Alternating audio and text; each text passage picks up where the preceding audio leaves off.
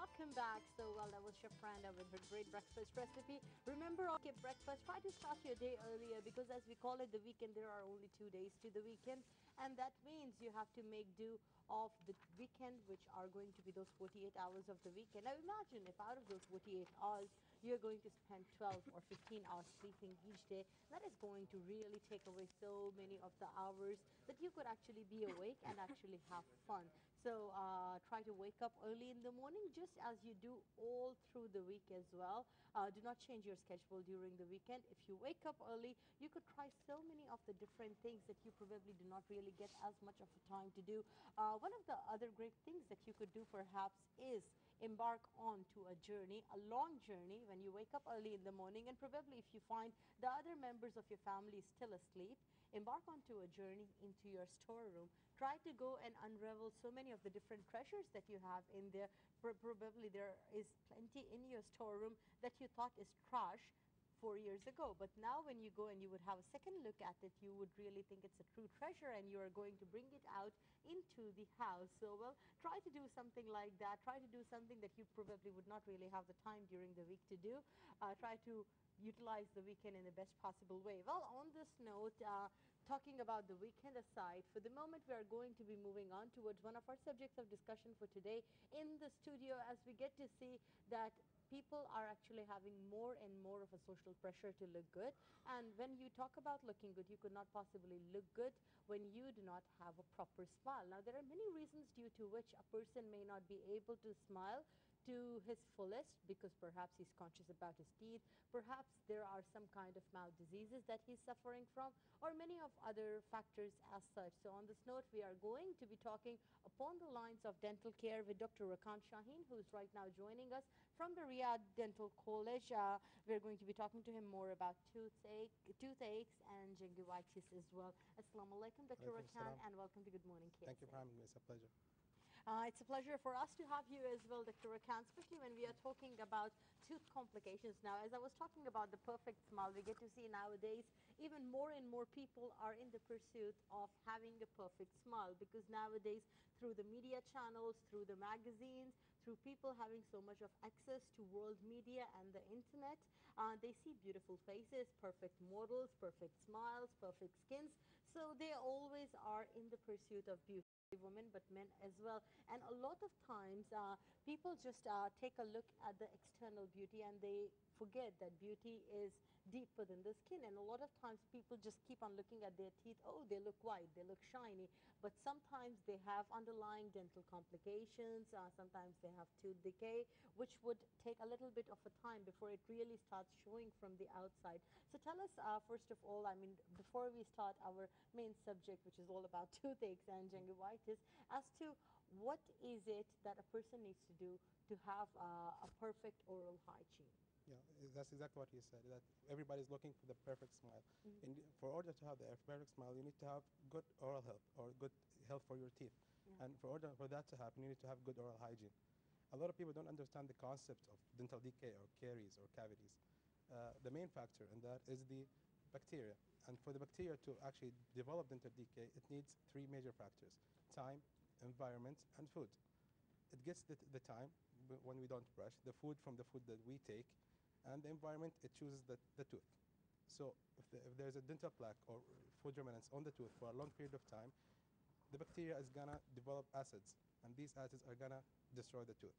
And what people don't actually know, that the tooth is in a constant battle of destruction and construction. And that means that the tooth actually gets demineralized every time you eat. And it gets remineralized with the saliva, with the fluoride, with the brushing. So if you keep the food on the tooth, you're not going to get the reconstruction effect, the remineralization. And with that, the tooth is going to be destroyed eventually. Right. So, Dr. Rakan, let me quickly ask you, is it a good idea to brush every time it is that we would have food? I mean, that means that between our breakfast, lunch, and dinner, even the snacks that we take, if we would be brushing every time after that, that means we would probably brush 4 to 5 times a day. Is that all right? The more you brush, the better. The minimum amount is 2 times a day. Yeah. Uh, 3 is the ideal, but the minimum is 2. The perfect time to brush is after breakfast, not before breakfast, Mm. and before you After sleep. breakfast. Yes, because if you brush before breakfast, you're going to have the food accumulate from breakfast and from lunch and from dinner. Then you're going to brush at night. That leaves a long period for the bacteria to actually take Uh-huh. effect on the oral cavity. Yes. Oh, all right. Okay. So that means brushing before breakfast and after breakfast.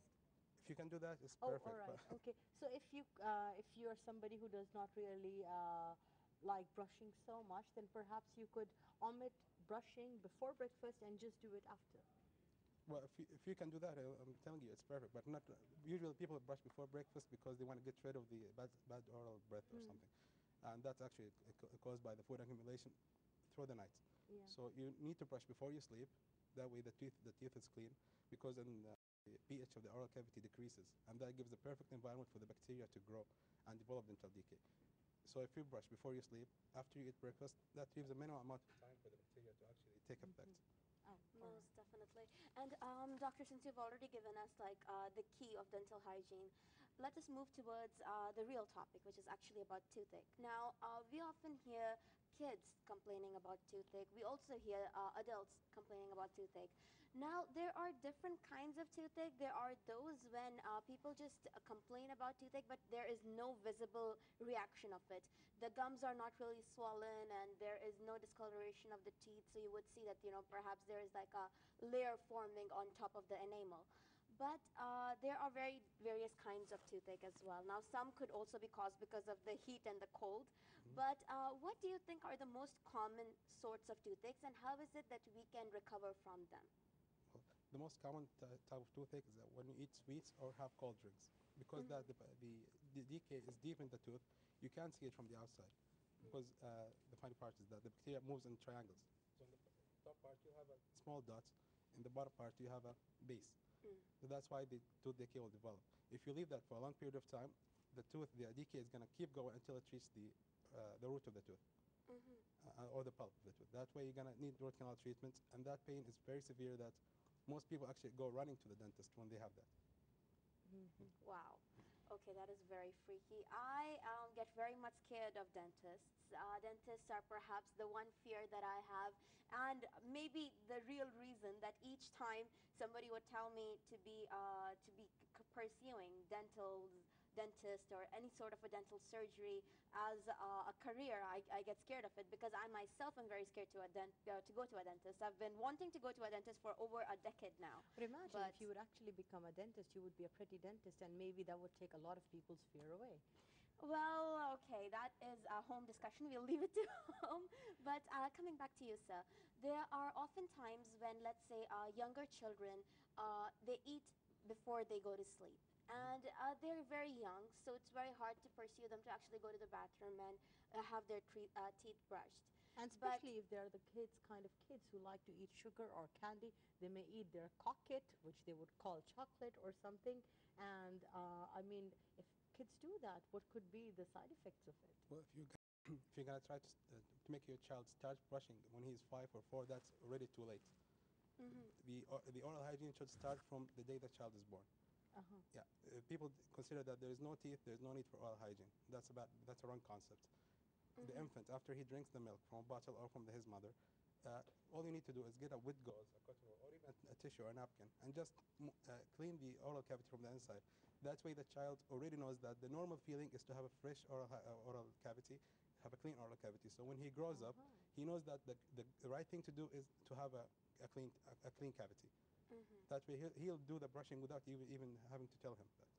Well, That is very smart, and we do not really get to hear it much because most of the mothers, that is the exact concept that they have in their minds that, unless there are some teeth coming out, there is no need for that. And another thing, sir, I would like to ask you is often there are people who scrape their tongue too much, and eventually they start complaining of a sensitivity to salts and to sugar on their tongue. So, how often should we be scraping our tongue, and what is the best way to be cleaning our tongue? Well, the scraping part of the tongue is not as important as the teeth, but if you're gonna clean the tongue, you do it when you brush. That's as simple as that. But the most common complaint about the tongue is not the sensitivity, is the gagging reflex, because when you touch put the brush on the tongue, you're gonna have to gag. That's because the reason for that is that they're moving vertically. Mm-hmm. In order to avoid that, just brush it horizontally. Uh-huh. Yeah, because the tongue is not a smooth surface. It has papilla on it. Yeah. So you need to clean these parts. Going horizontally, you avoid the gag reflex, you avoid the sensitivity, and be as gentle as possible. Mm-hmm. Right. And Dr. Rakan, I mean, talking about tooth decay, toothaches, what do you think about Saudi dental health so far from your experience in the clinic? How do you feel about the Saudi people's generalized oral health? We see a lot of people doing also miswak here at all different times of the day. Does that help? Well, miswak does help for the, you call it the anterior part, the facial part of the teeth, the part that you actually see. Because Mhm. people are usually doing the miswak from this Yeah, side. But outside. the tooth has 5 sides. Yeah. So, 5 sides. of course, Top, back, you have the tooth. You two have the sides. You top, have the four the sides and then the front, top. Front. the back, Yeah. the left, and the right. Yeah, right. Okay. So, the education in Saudi Arabia, the we have to say that it's pretty low so far, but people are educating themselves. Yeah. The main reason for that is they want the perfect smile. So when they look for that, they find that they need to brush, they need to floss, they educating themselves. And actually, the Prince Sultan Center association with our college, the Riyadh College, they're doing good programs that for schools, for even in the malls. Mhm. They're putting small clinics in the malls to educate the people about the oral hygiene. Most Indeed. definitely. Now, sir, we have often seen in schools there are a number of dental physicians who are going to different schools and actually checking the oral hygiene of the children as well. And we see these amazing advertisements where they're showing the tooth bacteria or the germs as huge monsters, and the kids have to like put up with a fight with them to actually get rid of them. And it is actually promoting brushing between the amongst the children. Now, the one thing that I want to ask you is coming from the adults. Now, from the adult point of view, whitening of the teeth is a part of the teeth beauty, as you see it in the Hollywood celebrities and everywhere around. So, a lot of the toothpaste are now coming up with tooth bleaching agents as well. So, in a very, very brief summary of it, do you think that the teeth bleaching is going to be damaging the tooth enamel? And if we are bleaching our teeth, how often should we do it? Well, for the bleaching, there are patients that actually need the bleaching, do that staining to that. In that case, you have to do it. But if it's only for a beauty matter, we believe that beauty is in the health. So if a tooth is healthy, if the gums are healthy, that's beauty. You don't have to have white teeth. The teeth are, the natural color of the teeth is kind of yellowish, not pure white. That's the The natural color. natural color. Yes. And if you do a comparison between a baby tooth and an adult tooth, you'll find that the baby tooth is pretty white next to the adult tooth Mm-hmm. because it has less minerals. So the tooth is stronger. It has a little yellowish color in it. So if you do the bleaching, you're going to remove a little layer from the enamel. If you do it multiple times, you're going to weaken the enamel, thus damaging the tooth rather than saving it. Indeed. So